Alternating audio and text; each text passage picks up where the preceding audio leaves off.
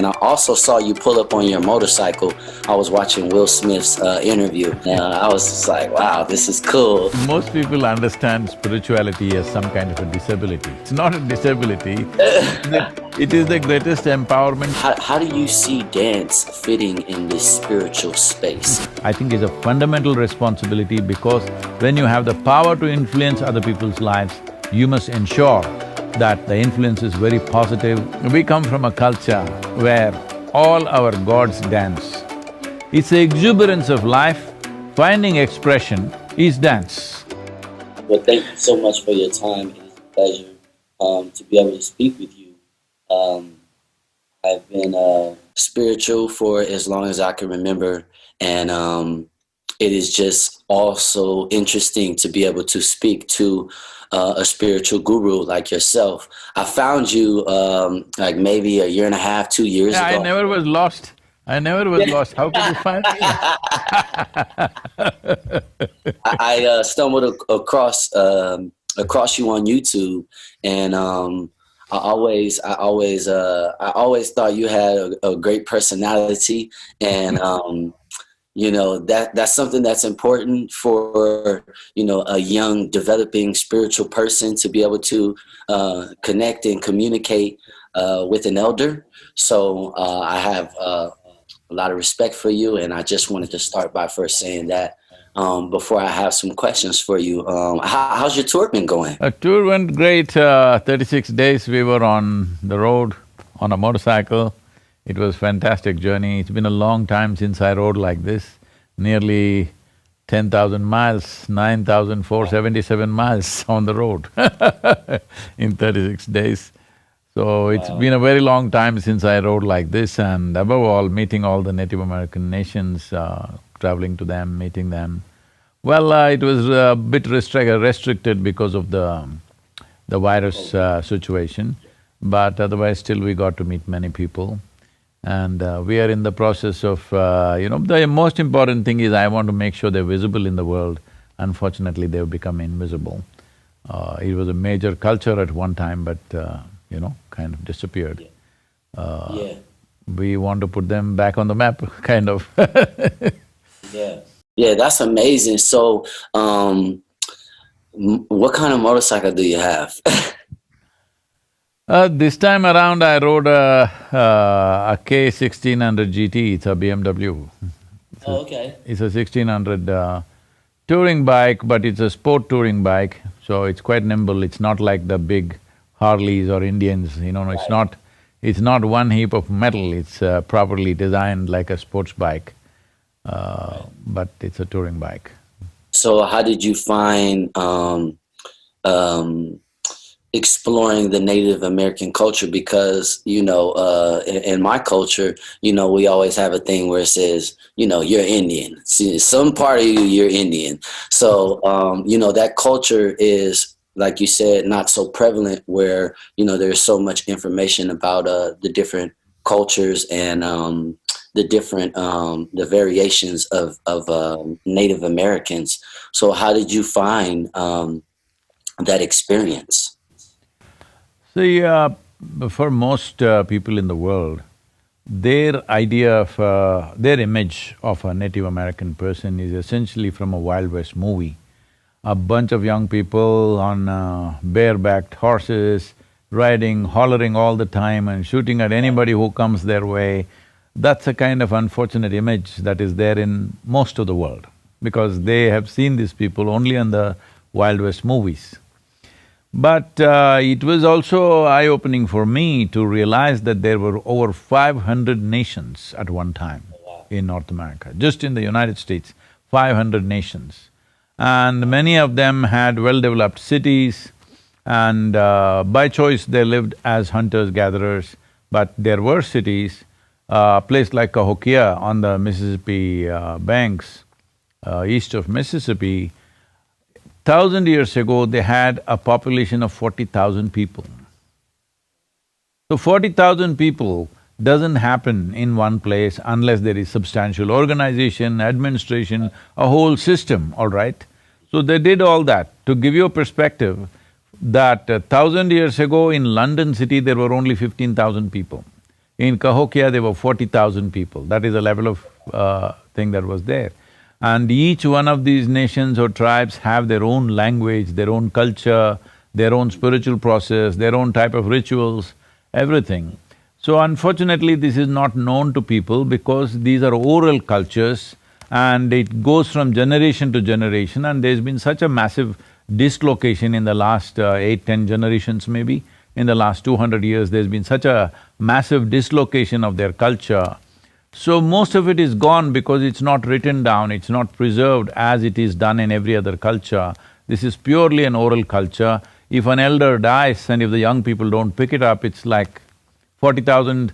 it is 40,000 years of history. Somewhere between 20 to 40,000 years ago, they have been here. Since then, there is archaeological proof for that. So, this long a history is just lost. If one generation either dies of disease or war or something else happens, or whichever way it happens, which happened in the last 200 years, and a whole lot of it unfortunately has been lost. But still there are people who are committed to keeping this alive and going. So my effort is to make them visible. People should know there are people like this. Right. Well, that's amazing. There's been a phenomenal response across the world. Particularly in India, people had not even heard about these people, and now there is such a big awareness, and we are continuing to release more and more content about that. That's so cool. That's so cool. Yeah, like I was telling you, from where I'm from in my culture, we always have had a type of respect and admiration, even though a lot of these customs and cultures are hidden. We feel very much so a part of it in a very interesting way, throughout my history. So I thought that was really interesting. And I also saw you pull up on your motorcycle.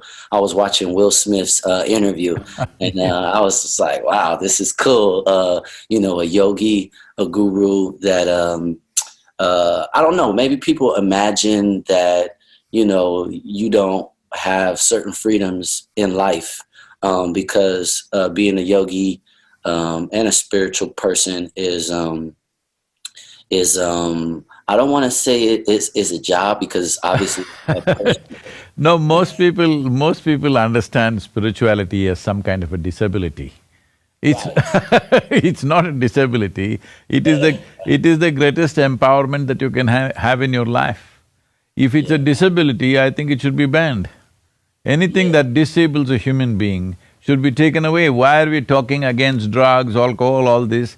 Not because we are against pleasure, we are against disability. In some way it'll bring disability, because human empowerment is in our abilities, enhancing our abilities, not in disabling ourselves.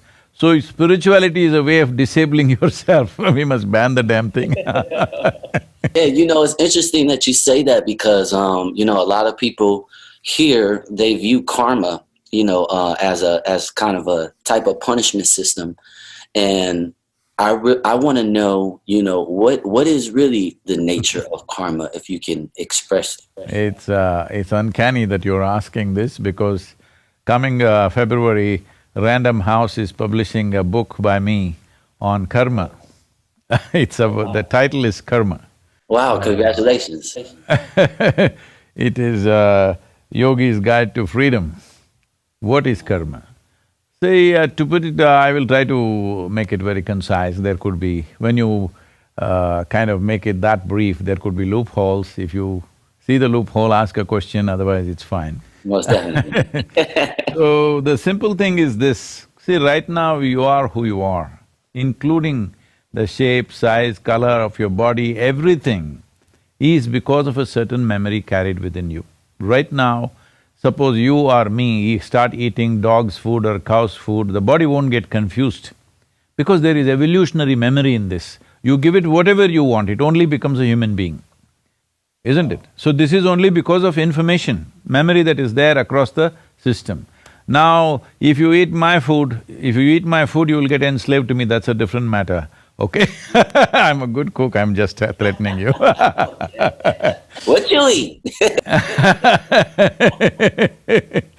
So, if you eat my kind of food, you will not become an Indian, you will still remain an African-American person because there is genetic memory in you, all right?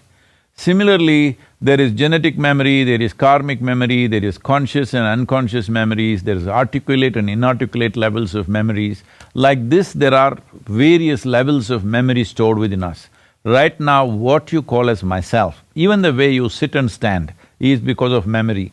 People think all these things won't work. See, when they're 18, they think they don't want to have anything to do with their parents. You watch them when they're 45, 50, you will walk like your father, you will sit and stand like your father, you even begin to speak like him, you know.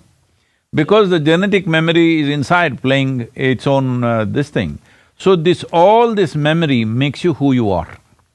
So now the question is, will you use all this memory as a stepping stone for a new possibility, or will you get trapped in this memory? If you get trapped in this memory, then we say, ayo karma. If you stand upon this memory and reach out for a new possibility, then we call this liberation or a liberating process. So this choice everybody has.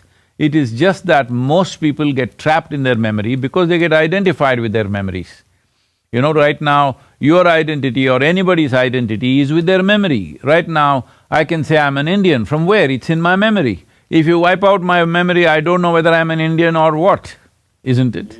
So everything is in memory. If you identify with your memory, then you get trapped in that memory. If you're not identified with it, if you're conscious and you handle your memory consciously, then karma is a tremendous possibility. It is a stepping stone for higher possibilities in life, because only because of this vast amount of memory that we have gathered, right from being an amoeba till being this complex, sophisticated life that we are right now, the memory is all there within the system. All this memory is a tremendous possibility if we stand upon it like a stepping stone. But if you get trapped in it, then it'll put through cycles of the same thing.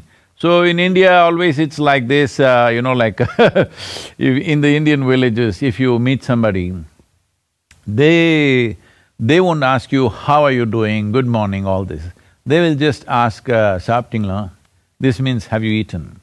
Because their understanding is, if you have eaten, you should not have any other problem. Because the rest of the problems are your making. So if somebody has eaten well and sitting there with a sad face, then we say, ayo karma. That means their memories are tormenting them, you know. Whether conscious memory or unconscious memory, or memories that you can figure out what they are, or memories that you don't know where they come from, but some memory is tormenting you right now, then we say, ayo karma, because karma has become a trap. What should have been a stepping stone has become a trap. What should have been an empowerment has become, kind of taking away all the possibilities in your life. Wow, that is a really, really great example, because I was doing some research and I found that karma meant something different in your culture. And thank you for explaining that. I think that a lot of people feel that, the old saying, you reap what you sow, and it's kind of that same concept, but you definitely dived in to make clarity for me, because on my journey, on my spiritual journey, I found that when I have experienced things, that I actually remember experiencing it, and it's almost like I told you so, or you knew that already, kind of feeling after I, whether it be a performance or a moment in a performance, or a dancing, because dancing is something very special to me and spiritual for me. And I wanted to know, how do you see dance fitting in this spiritual space? Well, I'm sorry, I've not really seen you dancing, but people told me you're a great dancer. You gotta check me out, man. I will check you out. I heard that tomorrow you're releasing some new album or something. I will check that out when you release. The connection. Uh-huh. Yeah, and it is really really cool. One of my biggest. And let me say that, now you shouldn't say that yourself. I will watch it and tell you how cool it is. Okay. Okay. Well, yeah. I recently got to travel to Michael Jackson's estate here in the valley. They call it the Havenhurst Jackson estate, and I thought it was so amazing because the first concert that I ever went to as a child was a Michael Jackson concert, and I also got to shake his hand, and he has influenced my life. You're supposed to shake a leg with him, huh? Not a hand. No, you know what? He was shooting the video. I didn't get the chance to shake a leg. But it was a very profound experience for me because I remembered how much he's influenced my purpose in being a musician. A lot of people make music to sell records, and I've done that. You know, I started at the precious age of 15. That's when I put out my first album. I'll be 36 in actually like 2 weeks. So my purpose and my meaning for sharing and connecting with people all over the planet has continued to grow and change. And it was so cool for my album, The Connection, to be able to go to the Havenhurst estate and speak about his influence. So the album is a really meaningful album, and that's what I want to continue to do as an artist, is just continue to give people the tool to be positive and feel good with music. And one of the questions that I had was a lot of composing music, singing, dancing, and performing on stage is a spiritual thing. How can I tap into deeper dimensions of that in my life? And now you piled up two questions, one on top of another, man. Okay, the one. Let's do the one first. I'm sorry, I got excited. Now, see, Michael Jackson had the power to inspire a whole generation of people. What he did was so unique and eye-catching. Anywhere in the world, I'm telling you, in the remotest part of India, in some village where there is nothing, they know Michael Jackson.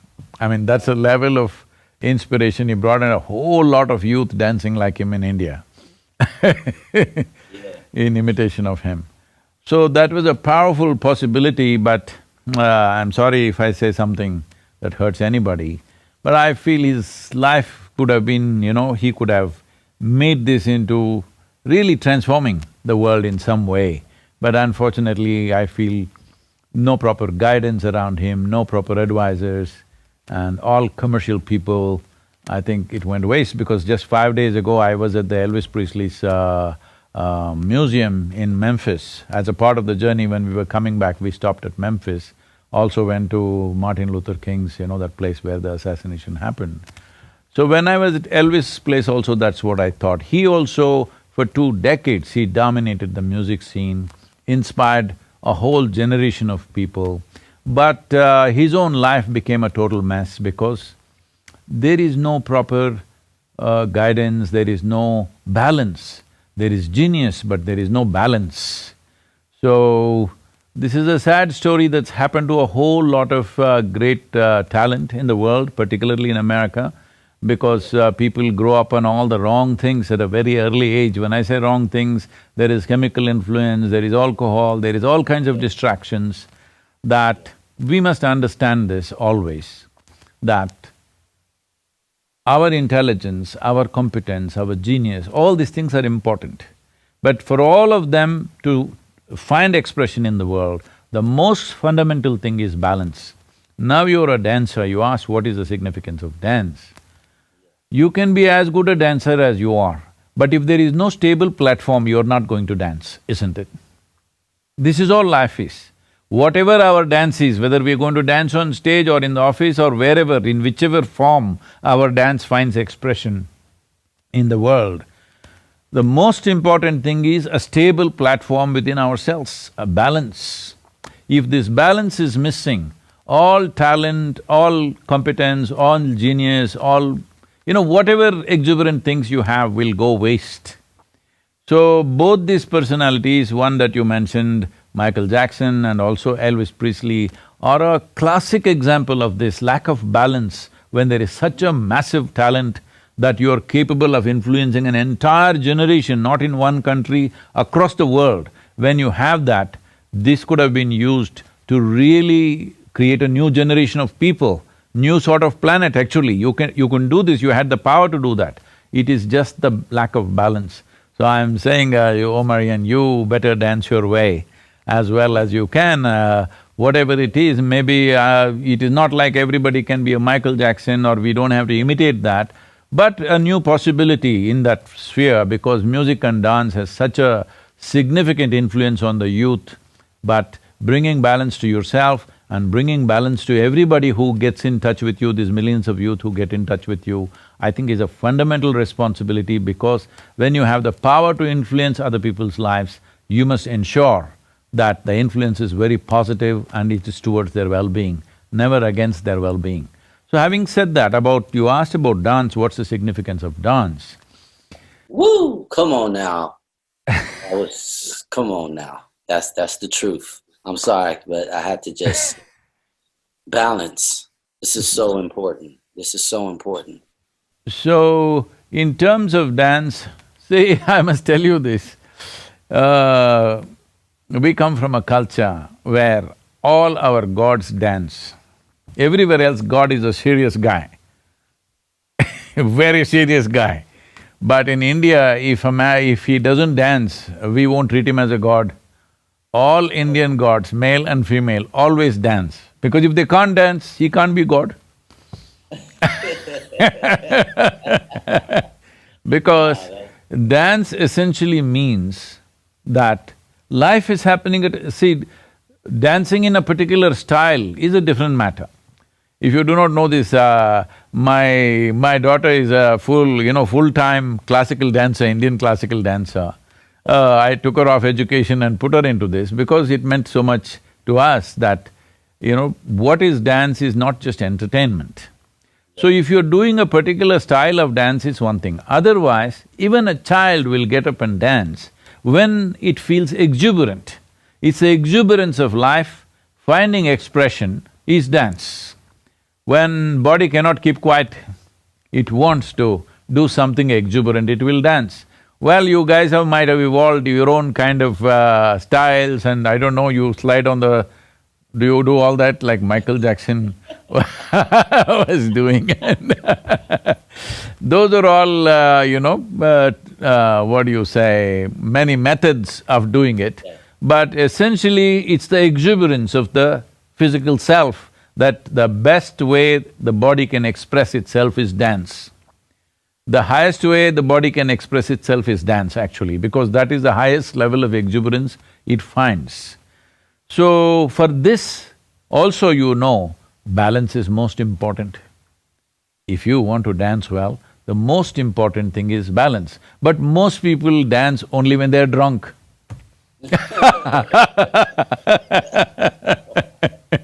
We have a night-long festival once a year, nearly 1 million people. Last time, 870,000 people attended this event. And it is telecast nationwide in over 100 channels in India and all this. But full night, from evening 6 to morning 6, no alcohol, no drug, none of these things are, anywhere come near us. But entire night, the whole crowd will sing and dance, okay? Wow, I have to see it. I have to It's see something it. you must come and see. Yes, I'll ask them to send you some videos.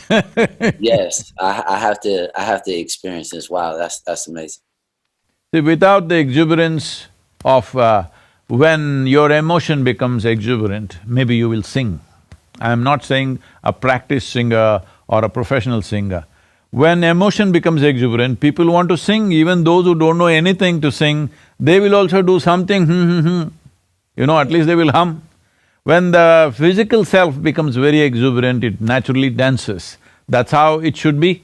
Well, styles of dancing and other things are a different matter, there are culture in it, there is various aspects to it. But essentially, dance is an outpouring of one's life's exuberance, life energy is exuberant. So, we don't consider somebody divine or godly unless their life energies are exuberant and overflowing. Right. Wow, that is so cool. Wow, thank you for that. Wow, that's amazing. So I wanna ask about meditation. I find that meditation has really helped me explore life and quiet, the noise, and also Om being the first two letters of my name, feeling connected to the Om. It's really brought me a lot of peace. I understand that this is an ancient practice, and a lot of people think that they don't have enough time to meditate, because they have busy schedules. But I have a busy schedule, so I always find time to meditate. What is the importance of creative people bringing meditativeness into their daily lives, in your words? See, the English word meditation causes lots of confusion because different people do different things and say it's meditation. If it's in Indian languages, for every aspect there is a specific word describing that, okay? So we don't have that in English language. So let's put it this way, essentially, if you become meditative, see, this is what happens in various practices we teach. If you sit here, your body's here, your mind is there, you are little away from it. That means there is a little space between you and the body, there is a little space between you and the mind. There are only two kinds of sufferings and disturbances in human life, physical suffering and mental suffering. Do you know any other kind of suffering? No. No, these are only two things. So if there is a little space between you and your body and you and your mind, once there is a space, this is the end of suffering. So once there is no fear of suffering, only when there is no fear of suffering, will you walk your life full stride. Otherwise, every step is a half a step, because what will happen is always holding human beings back. If you have an assurance, whatever happens, this is how I will be, if you have this assurance, you would walk your life full stride. So if you want to explore anything fully, in depth, if you want to touch profound dimensions of your life and in turn profound dimensions of activity or impactful activity that you create, see, because in our life there are only two things. When it comes to our experience, profoundness of experience is what we are looking for. When it comes to activity, the impactfulness of our activity is all we are looking for. There's really nothing else.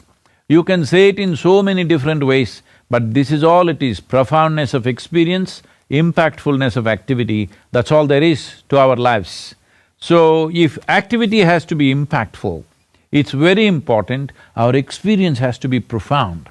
Otherwise, it'll be just little, seasonal impacts may be there, flaky stuff, it'll come and go, that's not the point. If you really want to have impact over people, the most important thing is your experience of life must be profound, at least in that one dimension it must be profound. Only then you can really cause impact. So investing in that direction, is it waste of time? It's a silly idea to think it's a waste of time. Everybody must invest time to make the experience of life very profound. If you want to make it profound in an unbridled way, the fear of suffering should go. Fear of suffering will go only when you have a little distance between you and body, between you and mind. For this, there is a simple process. For yourself and all your people, you can promote this, it's free of cost, it's available to everybody. It's called Isha Kriya, I-S-H-A Kriya. It's available, Isha Kriya. I'm about to write this down, go ahead.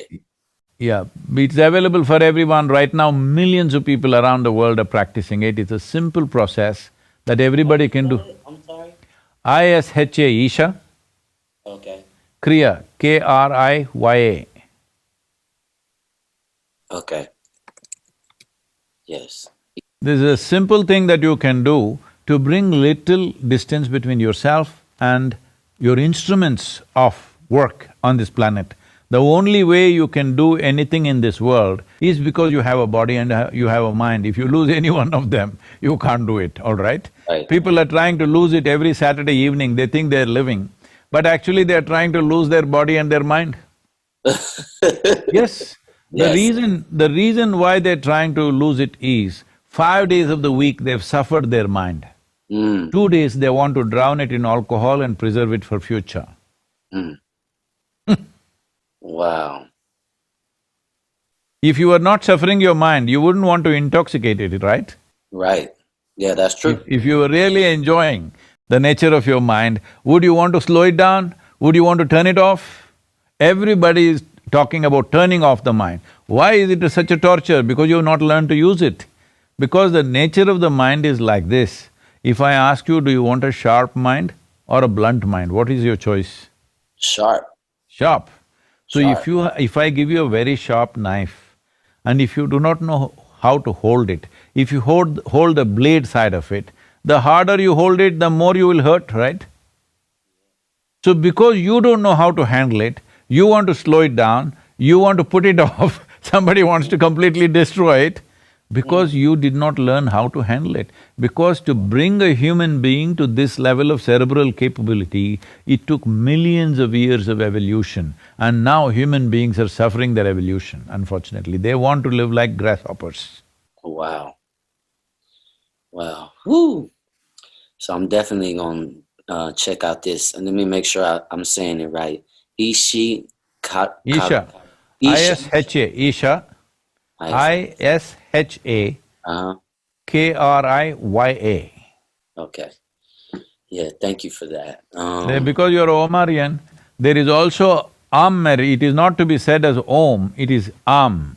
It is just 3 sounds. If you… see, these are not things that you just make up. If you open your mouth and exhale, you will do If you partially close your mouth and exhale, you'll do Oh. If you close your mouth and exhale, you will do If you combine these 3 in equal proportions, you will do Wow,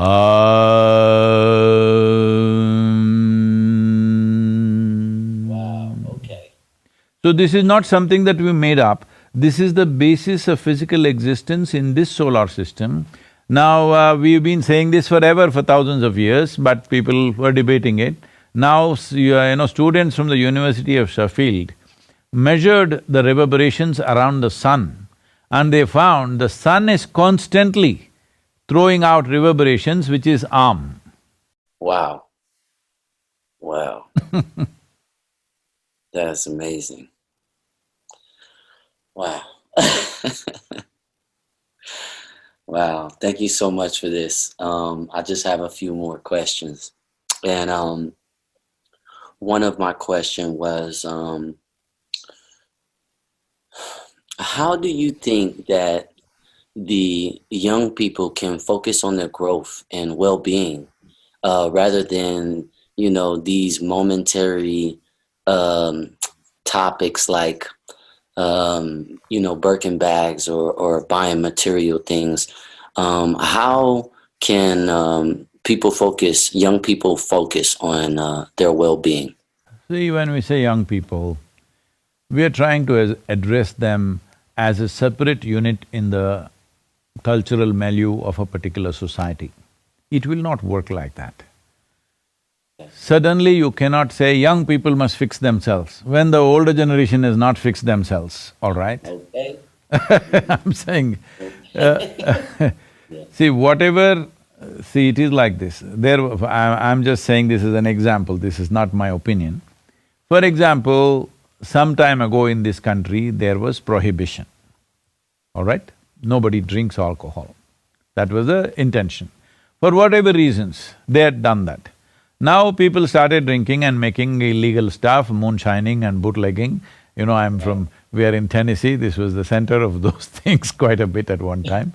So, then people started drinking, they made it legal. They made it legal not because it's a good thing. They made it legal because anyway the government could not control the production and sale of alcohol. So they thought it's better to tax it and make money at least, all right? So they made it legal. Now everybody started smoking weed. Now they made it legal, not because they think it's a good thing, simply because they're not able to control it. In every backyard they're growing it and they're using it. So what is the point? Better make money out of it at least. So how long do you think it'll take for us to make cocaine legal, meth legal? It'll all happen. Wow. Yes, if it becomes widespread, everybody is using it, if it becomes like that, government may to make it legal, because people in the government also may be using it, they've admitted sometimes. I'm saying. Yeah. So essentially, if you… at that time it was, let's say in 2 generations ago, after your 18th birthday you had your first drink. Yeah. Yeah. So if your father had it at 18, you thought you can have it at 15. Your son thinks he can have it at 12. Wow. All right? I'm saying because this is the nature of the next generation, they always want to be one step ahead. If your father was meditating, he started at 18, you would look at him and see and say, at 15, maybe you want to meditate. Yeah. Your son wants to meditate when he's 12. Maybe your grandson wants to meditate when he's a child, because I see in India, children are sitting like this and meditating. It's amazing, they're sitting like that for long periods of time. I'm talking about 4 or 5-year-old kids, because they see their parents doing this.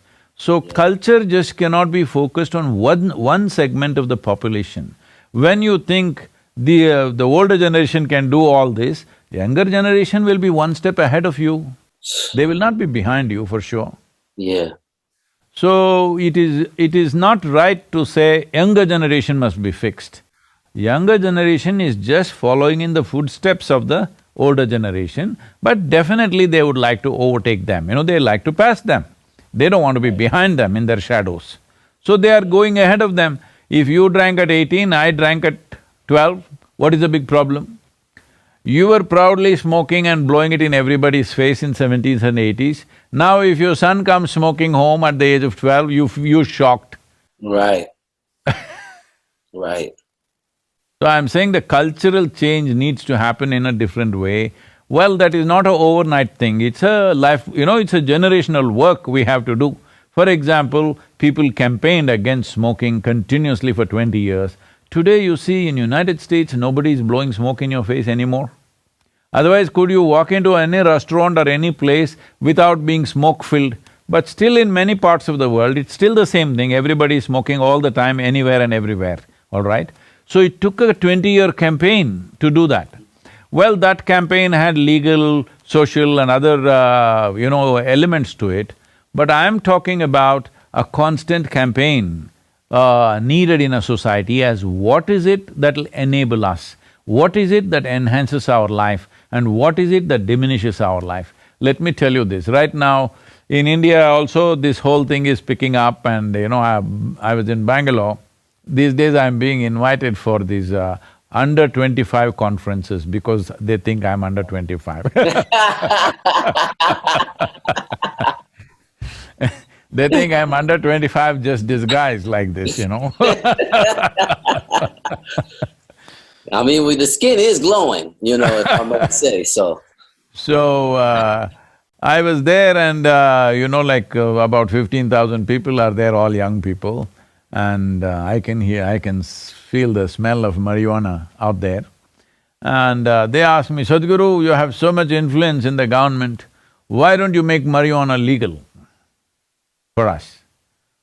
I said, why not? Why just marijuana? Let's go all the way, let's make cocaine legal, let's make meth legal, let's make LSD legal, whatever you name it. Let's make everything legal one shot. Why go one at a time? Because if we make marijuana legal, marijuana people are happy, LSD people will be unhappy. They'll say, why don't you make ours legal? Let's make everything legal. So what is the intention? You guys are all in the university, you want to go to the university smoked up, is it? I asked. They said, why not? I said, we'll do one thing. I will take you on a small plane ride, not a big commercial airline, small plane, single-engine plane. But the pilot comes and he's all smoked up. You want to fly with him? I say,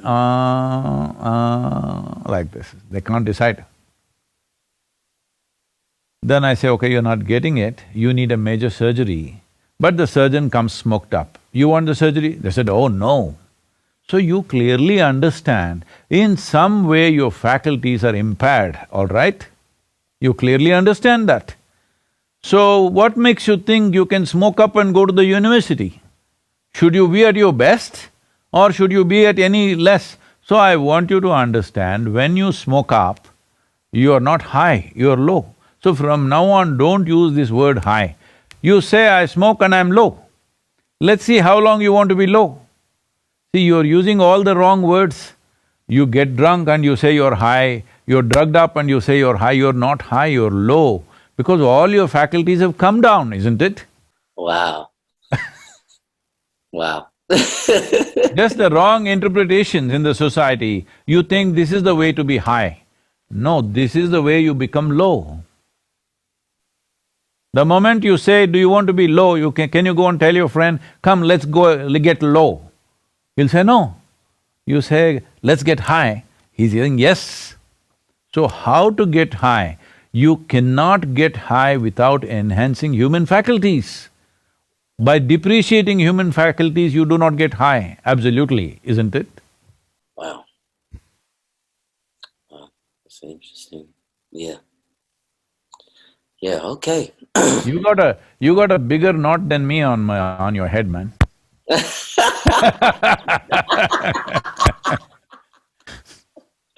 Yeah, you see, You throwing your dreadlocks around on the stage or what? of course. I'm like, hey. Yes, indeed. Okay, yeah. So what can young people in the music industry do to create the kind of music and the kind of life that is? Oh, I'm sorry, I asked that question. I wanted to ask how to inspire user focus.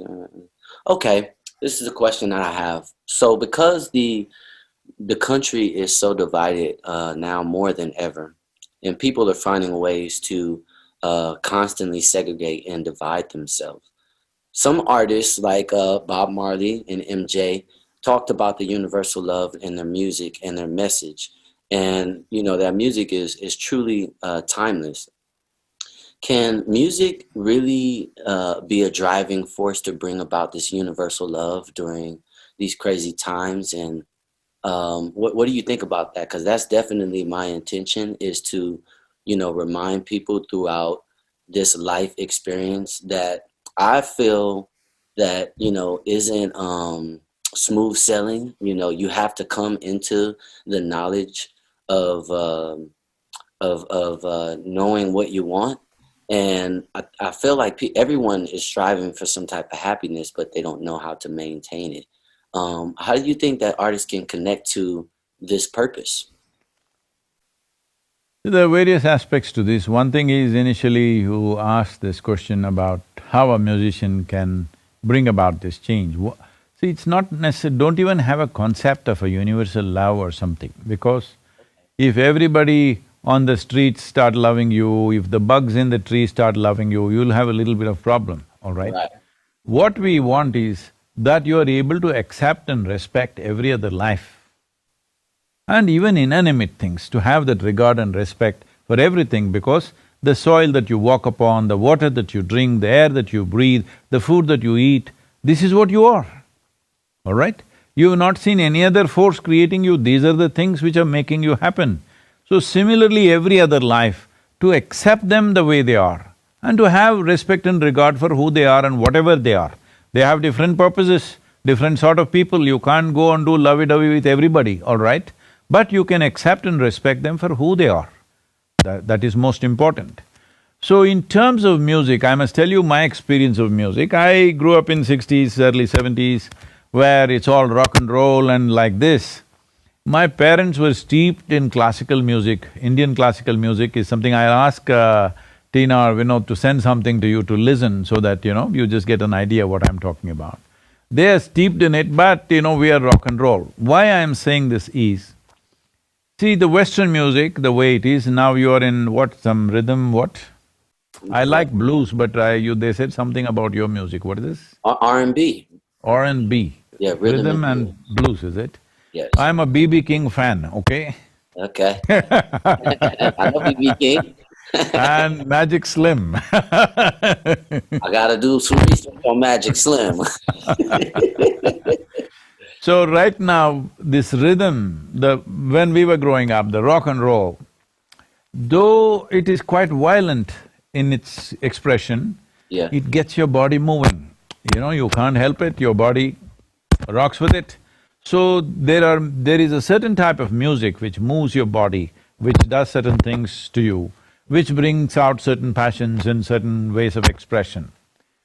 I'm not trying to, I'm not somebody who judges anything in terms of moral values, I'm just saying this is what it does. But it once happened, I was riding, it was the university in Mysore city, I was just riding on my motorcycle and going. Suddenly I heard some very powerful, strange kind of sound that I'd never heard. It kind of got me in the gut, literally in the gut, it just pulled me there. I went there, it was a small amphitheater. This amphitheater is a place where, all the steps up and down, we ride our motorcycles up and down these steps, that's why we go there.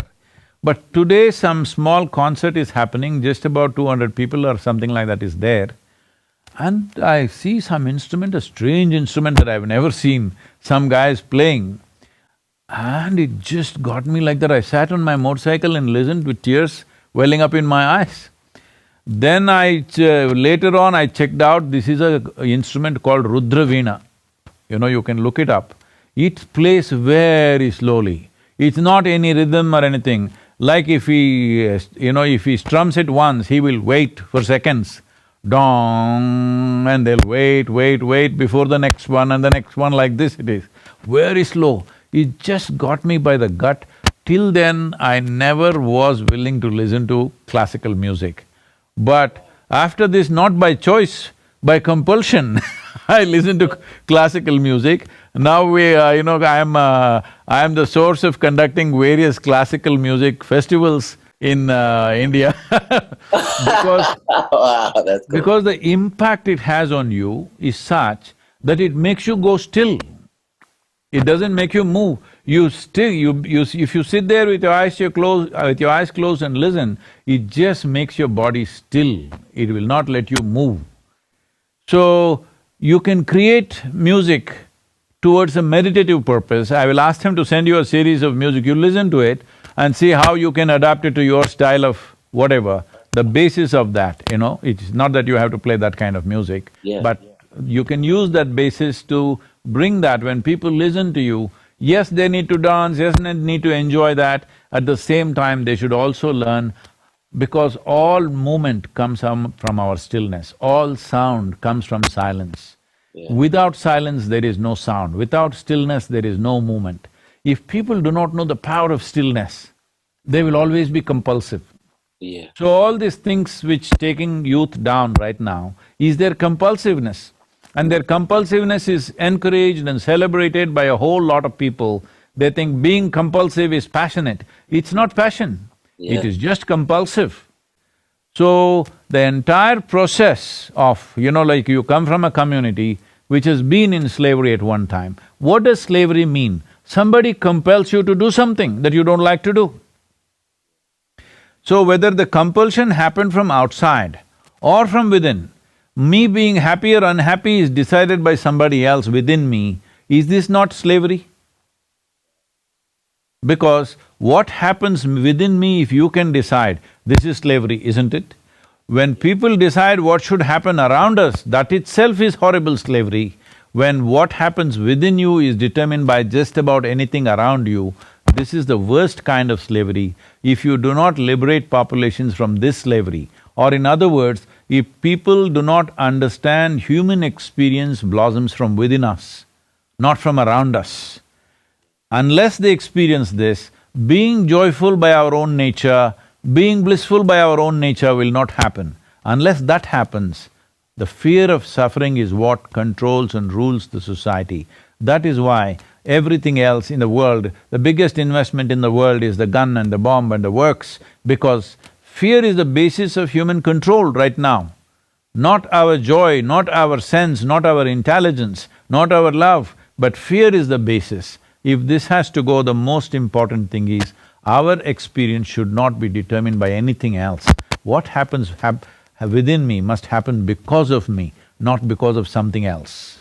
Thank you so much, Sadhguru. And I really, really appreciate speaking with you. I'm actually writing a book now as well, and it is my experience, in the music industry, and also this spiritual journey that I've embarked on. And it would just be an honor, those bits that you spoke about in reference to dance and what that means, to the body and freeing itself. If I could get like, a foreword or a quote from you, that would I'll do be that. amazing. I'll If do that you, for you, and also I'll ask them to send you the karma book, because the first question you asked is about karma. yes, yes, thank you so much. And I will definitely see what is that, tomorrow's launching, is it? What do you call that?